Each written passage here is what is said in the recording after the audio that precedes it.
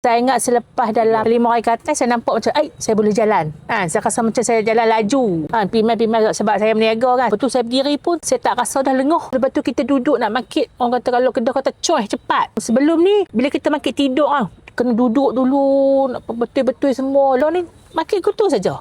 Market terus. Kita bangun, duduk tu, kita boleh market dengan cepat. Assalamualaikum warahmatullahi wabarakatuh. Jamilah, hari ini saya nak tanya Jamilah sikit. Saya dengar cerita kata Jamilah dulu penuh sakit sendi dan saraf dengan teruk. Cuba cerita sikit keadaan pada masa tu. Ya, pada masa tu saya sakit lah. Bermula daripada, kalau ikut tu daripada paha ni sampai ke ujung kaki kita lah. Saya nak berjalan susah. Sukan nak berjalan. Boleh berjalan tapi kalau duduk nak market susah. Macam tu lah. Jadi saya kena ambil masa macam kata kita duduk nak bangun tu lama sikit. Pada masa tu saya selepas saya sakit tu, sebelum tu saya pengusaha kantin.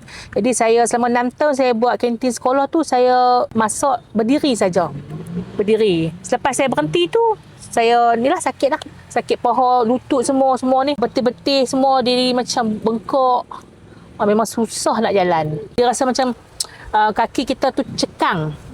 Bila kita pergi doktor kata saraf sciatica lah, terkepit apa semua, dia bagi ubat apa semua, tak lega. Dia kata cucuk kan. Dia bagi ubat yang kuat, dos tinggi lah apa semua, tak lega. Saya dengar cerita kita sampai tak mahu berniaga dah hari tu. Ya, tak mahu dah sampai saya rasa tahap saya rasa macam tak ada ubat kot saya nak boleh sembuh ni kan.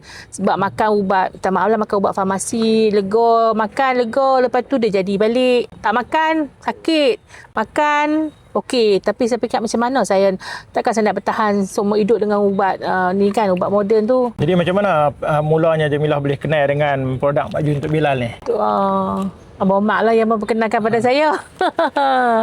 Dan cuba Jamilah cerita kat saya macam mana selepas makan Mak Jun untuk Bilal ni berapa lama dan nampak kesan pada diri tu? Pada mulanya Abang Mak main cerita kat saya lah pasal Mak Jun untuk Bilal ni. Saya cuba macam mana Abang Mak petua hari tu, makan 2 biji sehari Mak Jun ni. Saya ingat selepas dalam 5 hari ke atas. 5 hari ke atas saya nampak macam saya boleh jalan. Saya rasa macam saya jalan laju. Pimai sebab saya berniaga kan, saya rasa macam jalan laju. Lepas tu saya berdiri pun saya tak rasa dah lenguh. Lepas tu kita duduk nak market. Orang kata kalau kedah kata coy cepat. Market cepat. Lepas tu sebelum ni bila kita market tidur kena duduk dulu, nak betul-betul semua. Dia jadi macam dia sentak urat. Dia nak market payah, sakit. Dia macam urat-urat kita ni macam dia keras. Lalu ni market kutu saja. Market terus. Kita bangun, duduk tu, kita boleh market dengan cepat. Tapi alhamdulillah lah. Sampailah saya makan lalu ni sebulan lah saya rasa. Sebulan lebih dah. Dia macam dia ada recovery lah. Maknanya pada Jamilah, pengambilan Mak Jun ni sangat bermanfaat lah. Ya, bermanfaat. Sangat-sangat bermanfaat. Jadi macam Jamilah setelah dapati produk ni sangat berkesan, sangat baik kan? Ya. Apa saranan Jamilah ke orang yang ada masalah yang sama di luar sana? Okey, saya menyarankan kepada pesakit-pesakit yang seperti saya ni lah. Yang ada sakit sendi, sakit urat kan.